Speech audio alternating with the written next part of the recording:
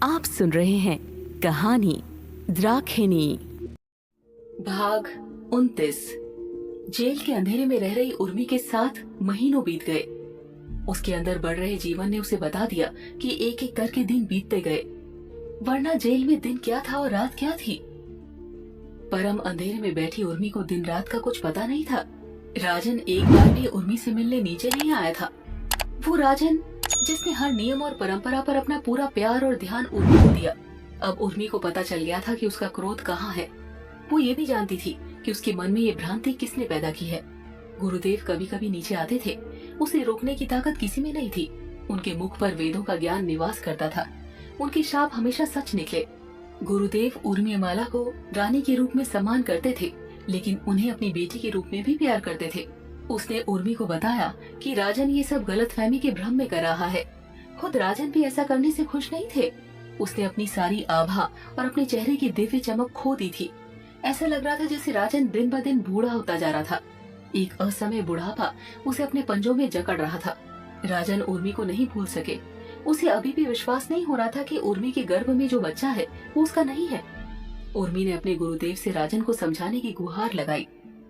गुरुदेव ने अपनी आवाज कम की और उर्मी से कहा कि एक दंत ने राजन को अपनी मुट्ठी में कर लिया है। उसने अपनी शक्ति से उसे सम्मोहित कर लिया था, नहीं तो जॉनमेजॉय की हकीकत जानने के बाद भी राजन ने ऐसा व्यवहार नहीं किया होता। राजन मृत केशी को जॉनमेजॉय से जोड़ सकता था। वो उर्मी और जॉनमेजॉय के बीच घनिष्ठता की कल्पना कर सकता था। हालांकि वो जॉनमेजॉय की असली पहचान को समझने में नाकाम रहे और जाकर उनसे माफी मांगी। एक दंत की योजना ने राजन की सारी शक्ति वापस उसके हाथों में ला दी थी। उन्होंने राजन की सबसे बड़ी खुशी ली और उसे घटिया राजनीति के चक्कर में बर्बाद कर दिया। क्या गलत या सही किया, एक दंत को जरा भी परवाह नहीं थी। उनकी एकमात्र चिंता ये थी कि उनका रास्ता पूरी तरह से साफ हो गया था।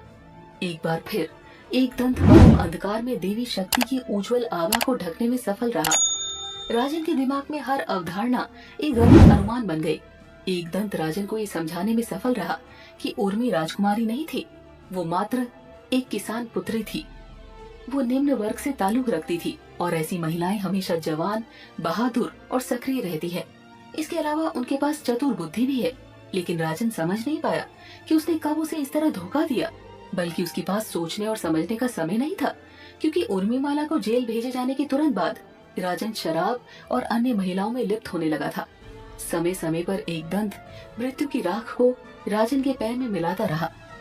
गुरुदेव ने बहुत कोशिश की, लेकिन राजन को सच्चाई समझाने में असफल रहे। वो केवल अपनी पुत्री उर्मी से मिलने जा सकता था। उर्मी की हालत देखकर उनकी आंखों से आंसू छलक पड़े। उन्होंने केवल देवी द्राक्षाणी से प्रार्थना की, माँ कृपया आप जागो, कृपया और नहीं, कृपया माँ द्राक्षाणी को जगाएं। बुराई का अंत आपके हाथों में हो। समस्यात्मक स्थिति उत्पन्न हो गई। प्रजा को ये बताना कि राजन आने वाले बच्चे का पिता नहीं है एक शर्मनाक घटना होगी। सामान्य प्रजा राजा की क्यों सुनेगी, जो अपनी रानी के सम्मान की रक्षा भी नहीं कर सकता। एक दंत ने सलाह दी, राजन प्रजा को कुछ भी बताने की आवश्यकता नहीं है। उर्मिमाला को जेल में बंद कर दिया जाए। कौशी की अमावस्या पर जब वो अपने पूर्ण विकसित बच्चे के साथ देवी द्राक्षिणी को बलिदान कर देगी, तो पागल भीड़ ये नहीं सोचेगी कि ये किसकी संतान है जो उसके गर्भ में थी। तब सभी लोग उर्मी के सिरविहीन शरीर के साथ निचली जाति के लोगों के आनंद को देखेंगे। कोई भी राजन इंद्राशीष से सवाल नहीं कर पाएगा।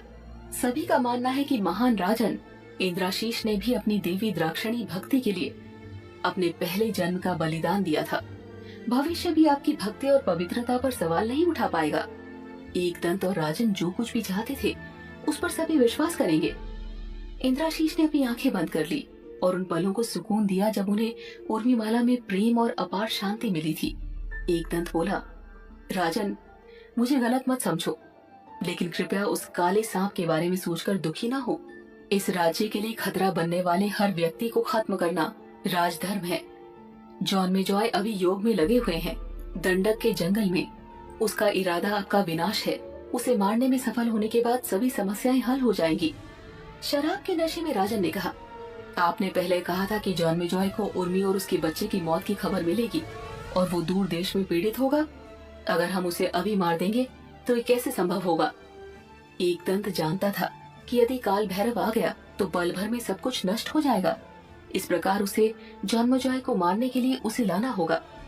हालांकि वो काल भैरव का रूप था, हालांकि उन्हें इस बात पर अत्यधिक संदेह था कि वो इसमें कितनी सफलता प्राप्त करेंगे।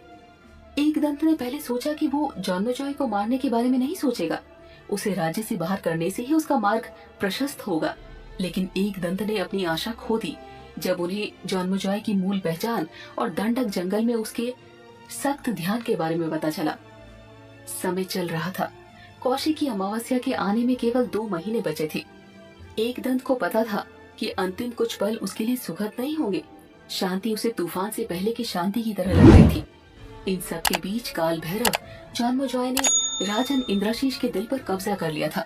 शारीरिक रूप से राजन भले ही एक दंत के नियंत्रण में रहा हो, लेकिन उसकी इंद्रियों को जन्मेजय द्वारा निर्देशित किया गया था। जब राजन सो रहा था तो जन्मेजय अपनी आत्मा को दंडक वन में बुलाएगा। राजन की आत्मा अब तक अष्ट सिद्ध हो चुकी थी। वो शक्ति ऐसी थी कि राजन का शरीर भी नहीं समझ पा रहा था कि दिन ब दिन क्या होता जा रहा है। सोते समय राजन नींद में एक मंत्र बुदबुदाता रहा। इस मंत्र का अर्थ था, मैं काल भैरव के प्रति अपनी प्रशंसा व्यक्त करता हूँ। वो काशी के रक्षक हैं। उन्हें इंद्र के कमल से अलंकृत किया गया है। उनका शरीर सर्प योगमाला से ढका हुआ है और चंद्रमा उनके सर पर रहता है। वो क्षमा और दंड के न्यायाधीश है। उनकी शक्तियाँ निरोध मुनि और अन्य स्वर्गीय गायकों द्वारा गाई गई हैं और उनकी पोशाक जड़ों से आई है। मैं काल भैरव के लिए अपनी प्रशंसा के बारे में गाता हूँ। उसकी आभा 1,00,000 सूर्यों की तरह है। वो आत्माओं को जीवन के चक्र से मुक्ति देता है। वो सर्वोच्च भगवान है। वो नीलकंठ है। वो ही हमारी मनोकामना पूर्ण करते हैं। वो तृतीय नेत्र के स्वामी हैं। वो परम समय है। उनकी आंखें कमल के समान है। वो स्वयं अनंत जीवन है और अपने हाथ में त्रिशूल धारण करते हैं। मैं काशी के रक्षक काल भैरव के बारे में गाता हूँ। वो भाले, फंदा, गदा और बेत से सुशोभित है। वो समस्त सृष्टि का स्रोत है।